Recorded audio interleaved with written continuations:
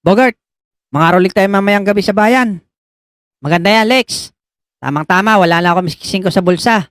Tapos may utang pa akong lugaw kay Aling Pasing. Hayaan mo na yon. Matanda na si Aling Pasing. Sigurado akong malilimutan na niya yon. Nako, basta utang, Lex. Hindi nun malilimutan. Matindi yun pagdating sa utang. Yari ka nga. Kaya bayaran mo na. Yari talaga. Ganito, pupuntahan ko sila Budo at Boy Kulot mamaya. Tapos magkita-kita na lang tayo sa tambayan mamayang alas 6. Okay, ako na mapupuntang plaza muna. Anong gagawin mo doon? Magpapakyut. Alam mo na, baka may magpa-picture eh. Baka magpakuyukot.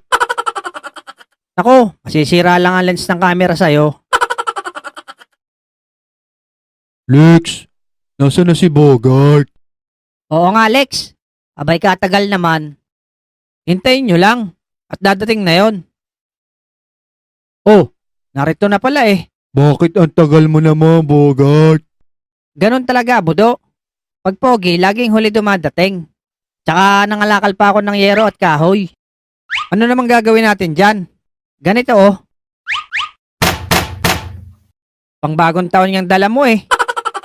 Pero bakit ba nakasuot ka pa ng salamin? Eh gabi naman. Siyempre Alex, ganito talaga pag pogi. Baka puging bagsik. Tamo si Boy Kulot, nauna. Yan ang puging bagsik. Kaninong bahay tayo unang pupunta?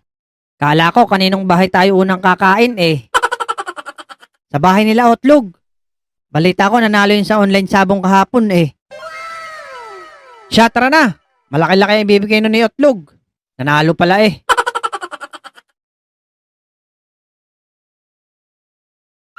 Mga pre, ako muna ang kakanta ha. Kasi ako lang naman na may pinakamagandang boses sa ating apat eh. Hindi ko naman sinasabing pangit kayo. Pangit ang boses nyo. Sige, ikaw na lang, Bogart.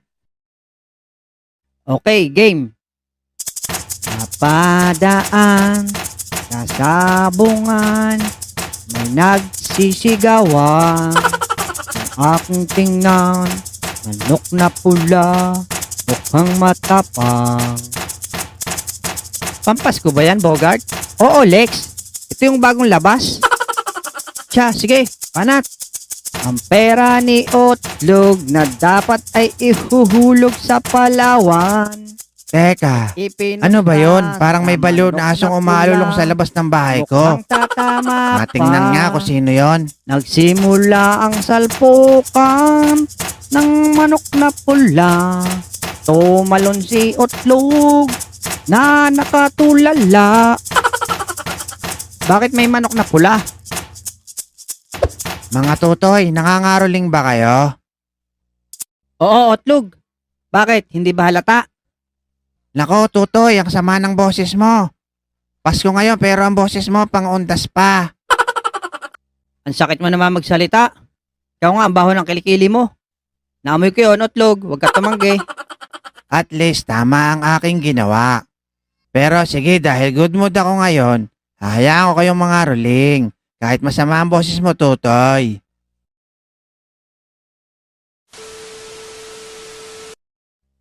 Yoko na pagod na ako, Otlog. Halos 5 kanta na ginawa ko dito. Pause na ako. Ilang kanta ba yon? Bali, 5 kanta yon, Otlog. Okay, pwede na yon. O ito ang aginaldo nyo. Magkano, Abudo? 5 piso lang ang binigay, Lex. Ano? 5 piso? Grabe ka na talaga, Otlog. Oo, 5 piso lang. Kasi piso isang kanta, ayaw nyo ba? Okay, babawiin ko na lang. Wag, okay na yan. Pinagod mo ako tapos babawiin mo. Pangit mo na nga, barat mo pa. Teka, wait. May kukunin lang ako. Ayun, swerte, Bogart. Madadagdagan pa yata. Okay, tara na. Kinuha ko lang yung payong ko. Ano? Bakit? Saan ka punta? To the moon. Brum, skrs. Sasama ako sa inyo, mga tutoy. Matindi ka na, Otlog.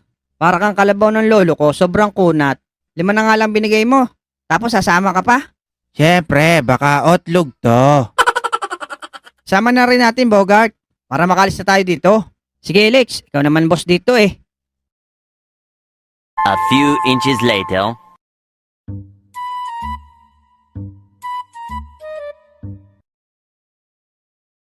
Dito mga lodi kay Aling Bebang. Sabi nila, mabait daw to minsan. Kaso, may aso, Lex. Ayun oh. Hindi yan, nakakulong naman eh. Naalala mo ba noon nung hinabol tayo ng malaking aso, Lex? Kamukha ng asong yun? Oo nga no, mukha namang mabait yung aso ni Aling Bebang. Tsaka nakakulong naman eh. Okay mga tutoy, this time ako naman ang kakanta. Paparinig ko sa inyo ang napakaganda kong boses. Ang Pasko ay sumapit, tayo ay magsiawit. Naku po, mas pangit pa pala boses mo kaysa kay Bogart. Ang si Kristo yung silang, may tatlong haring na... Mga lodi, takbo! Huwag kang gagalaw, utlog. Hindi yan nangangagat ng pangit.